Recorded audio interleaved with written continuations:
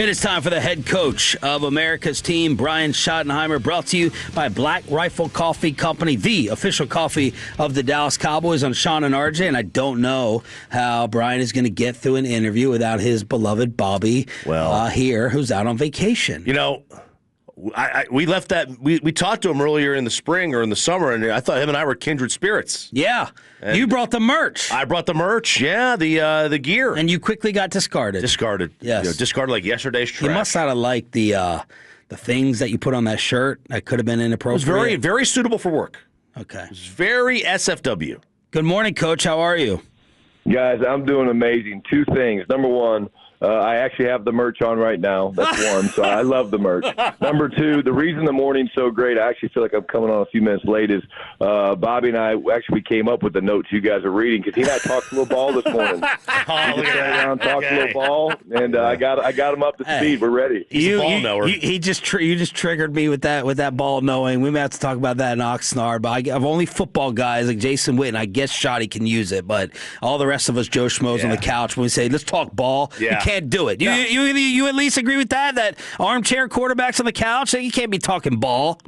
I kind of like that. I like the separation of state there, brother. I think that makes a lot of sense. But, again, Bobby and I, we had a heck of a time. Again, he gave you guys all the notes we talked about, because we just sat around and chopped it up, talked a little ball. You know what? Coach might be a Tolo, because Bobby did send a hell of a scouting report, and he's not even here. We did read it an hour ago, so we're proud of you for that, Coach. I actually want to ask a personal question to start off.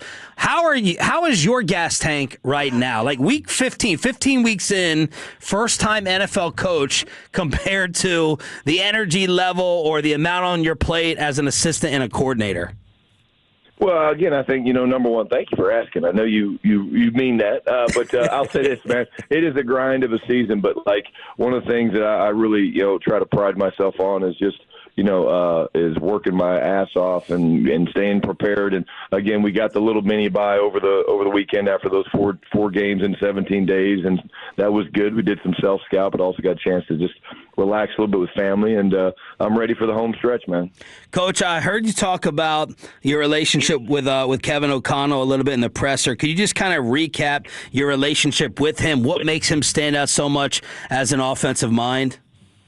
Yeah, well, so we brought Kevin. I was the coordinator in New York, and Kevin was actually in New England, and we were looking for a backup quarterback, and so we brought him over in free agency. And you just saw right away the guy's love for the game, his understanding of football and X's and O's, but also what a great people person that he is, just his ability to connect with people and things like that. And next thing you know, he's kind of getting into coaching, and then you see he goes and works for a guy like Sean McVay that helps develop Kevin in his mind. And Sean's done a great job building his tree of people. But the main thing I would say about Kevin, guys, is this: when he was our backup quarterback, like I said earlier, he had come from New England, so he and Tom Brady were very close. He knew everything, all of Tom's mannerisms. So what he did at the line, how he'd make cover zero checks, how he would check to a run, how he would ID things based on different things. And literally, we played him at least twice a year. Mostly it was 3 times with the playoffs. But where literally that week, Rex Ryan, Mike Pett, and the defensive staff, they would take Kevin basically into the defensive staff room. I'm talking about all day, not just for practice, literally all day long. And he came up with some hellacious blitzes because he understood the protections. And if you showed this, Tom was going to do that. And I think it was the playoff game. We beat him pretty good in the playoff game one year. And we had a free runner where the nickel came off the edge and got a sack, and O'Connell, with I think his helmet on, pads on, was going crazy like a coach. So it was at that moment I was like, yeah, this guy's destined to do great things. Yeah, I fell in love with him during the Netflix stuff, and I'm like, who is this guy? And his personality is calm, dealing with the quarterbacks and the team was pretty impressive. We know Brian Flores loves to blitz. We know Coach Flores' reputation. Coach, how many different blitzes can you be unfamiliar with? The difficulty of a blitz package. Can you just kind of give us a football 101 with, not necessarily what Coach Flores likes to do, but the amount of blitzes that can come your way that can catch you off guard?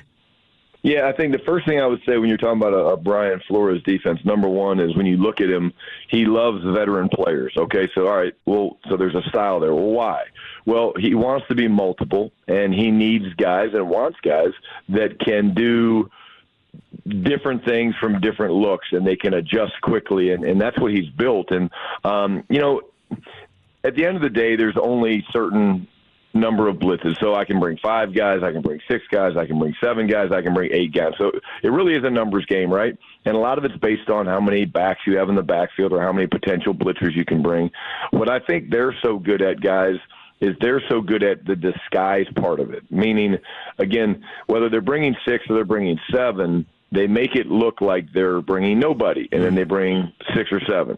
Then they make it look like they're bringing everybody, and they bring only 5 or 4. And so the disguise element, which the veteran players help with, I think is a huge part of it. But, this guy, he cut his teeth, talking about Flores, of course. He cut his teeth with Belichick, man. He learned under one of the best of all time. And but what's cool for me to see is because we used to play him, when they were in New England, and he's really added his personality to this thing, and very, very difficult to prepare for sure. Great answer. Brian Schottenheimer joining us here, 105 through the Fan. All right, Dak against the blitz this year. 1,000 yards passing, 8 touchdowns, 2 picks, 70% completion percentage. What makes a quarterback great against the blitz? 2 things. Number one, I think confidence in the offensive line is one, because you got to play with a firm back foot.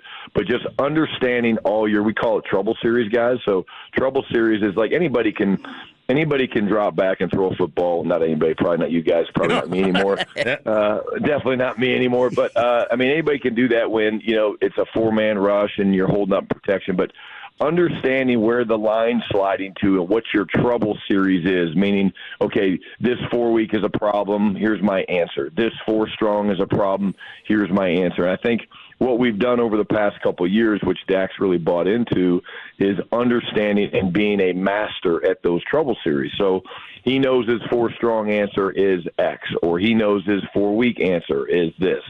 Bear defense is a term some people might have heard a little bit, where they cover the center and the 2 guards. He knows all the rules for that. So it really is, he's become a master of the trouble series, and that's one of the reasons why he's so comfortable against the blitz. Shotty, what did you see out of J.J. McCarthy on tape coming out of Michigan? Has he kind of been the same quarterback you expected him to be? Yeah, I saw a winner. I really did. I think you saw a guy that had great poise. I saw athleticism. I saw a guy with good arm talent. I just liked the way he played the game. There was moxie. There was, he reminds me a little bit of Bo Nix. They're both, good. They've got good size, but they move around. They compete. They use their weapons really well. Again, he played great against Washington, and I'm sure that the thing that they're looking at with him is they got to take care of the football, and he's kind of turned it over a little bit too much this year, but a really, really talented young player that I think's got a nice future in this league. Brian Schottenheimer here on Sean and RJ, brought to you by Black Rifle Coffee Company on 105.3 The Fan. Did this past week of discussion and all the criticism, or the noise, I should say, has that put an extra chip on George Pickens' shoulder? I don't know about that. I think, George has been great this week, and I don't think anybody ever questioned that George would be great this week. George is having an incredible season, and again, I don't think any of us coached or played very well against Detroit. Certainly we didn't get the desired effect and result, which is the win, but I think he's had an awesome week, and again, I think he understands just what's expected of him when you're that talented and you're that good of a player, and he's answered the call, which has been great to see. How different was he on tape in this game compared to other games this year? You know what? Honestly, there was a little bit of things. He felt, that he didn't play very well. He knows he needs to play better. But, again, he still made plays. He still took a lot of attention, which is why Ryan Flournoy and CD were having the monster games that they had. And at the end of the day, again, each game is different. And, no one plays every game or coaches every game perfect, and again, we all have to be better. But again, what I'm pleased about, guys, is again just the way he's come in, and not just Wednesday but Thursday. I'm talking about 2 really, really good days of practice, and hopefully that's great news for us heading into Sunday night. Coach, Jake Ferguson went from a guy who hardly ever fumbles to one who has put the ball on the turf far too often lately. When something like that happens, when it's out of character, is that just a lack of attention to detail, lackadaisical? What goes on there? Well, number one, it's the biggest issue that we're having as a football team. I think we're 29th in the NFL, which is terrible. -8. You're not going to win enough football games to go where you want to go. When you do that, we have to get it resolved on offense and take care of it better. What's crazy, guys, is we actually went 4 straight games without a turnover. I mean, think about that. We did not one, not two, but 4 straight games without a turnover. And, of course, on defense, we're not taking it away enough. And so we talk about it every week. Every Thursday we do a segment. But let's talk about Jake, first, because you asked the question. Fergie is so damn competitive, man. He's going to fight and claw for every extra yard. But there's a way you carry the ball that, again, some guys lose track of where, okay, if I'm running to the right, guys, I want the ball in my right arm because that's where the sideline is. That allows me to use my left hand, whether it's a stiff arm or to protect, okay? But once you're in traffic, you have to, we call it lock it down, which means basically I put not just my right arm but my left arm over. I kind of create an X with my arms and my wrist to pin the ball against my chest. And that's where Fergie's gotten a little bit loose as he's fighting for yards or going down. And it creates air or space, which gives what we call an exit angle for the ball. And if there's an exit angle that's created, that's where guys are so good now at knocking it out. Now that is a talking ball answer and explanation. Oh, yes. Hey, just a couple guys talking ball. Oh, God, you're making Bobby's day right now. Brian Schottenheimer right here on The Fan. Well, speaking of turnovers, this guy was a master at it a couple of years ago. And the other day when it came to Trayvon Diggs, you said, I love him as a player, but ultimately he's got to show us that he's ready to do everything the right way. Coach, what is not happening the right way to finally get Diggs back on the field?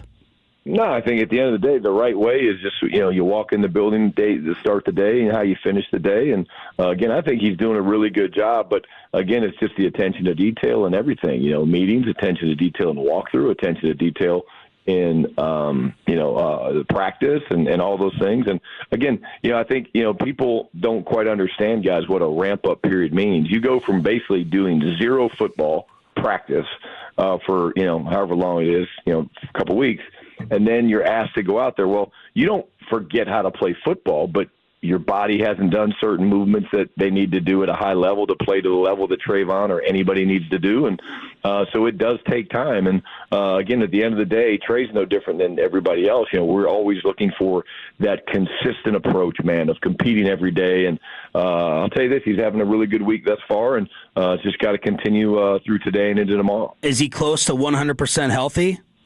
Yeah, he's looking really good. He really, I don't want to put a number on it, but yeah, he looks really good. Is there anyone that's far enough along? We usually, and you, by the way, we're not happy with you. You've gotten Jerry on Tuesday for the first time in 15 years. He gives us no injury information. He used to just come on and say, yes, this guy's playing. I'm sure they made the head coach happy. So, blank curse word you for that. He's given us nothing. Guyton, Clowney, Lamb, are any of them far enough along to where it's a no doubt that they'll play? Well, listen, guys, I follow my owner, so I'm not going to tell you a damn thing. If he's not telling you a damn thing, I'm not telling you a damn thing. And I'm pretty smart when it comes to that. But no, I do think CD's doing great. Who else do you ask me about? Clowney and Guyton. Clowney's, again, moving around better. And then, again, Guyton is going to be a little harder, but we'll see. And, again, he was on the field yesterday, which is good. But, again, don't tell Jerry I told you guys all that stuff. He'll be on at 10:30. Coach, I want to get your take on this. This is non-Cowboys related. But Phillip Rivers is going to start this. He's almost your age. He's going to start this week. It looks like he's going to start this week for the Colts. What could we possibly expect from a guy who's been out of the league for 5 years?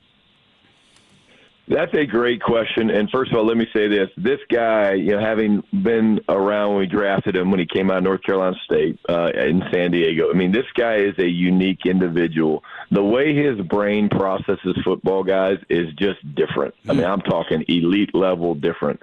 God, I cannot imagine being 44 years old, which was a few years back for me. Okay, let's be honest. And going out there and getting chased and hit by 24, 23, 26-year-old men. But this guy's brain ticks at a different speed than most. And I think he's going to do a hell of a job handing it off. I think he's going to do a hell of a job getting the ball out of his hand really, really, really, really, really fast. And at the end of the day, I wouldn't bet against him. You're talking about one of the greatest competitors I've ever been around, and literally the best trash talker to never swear ever.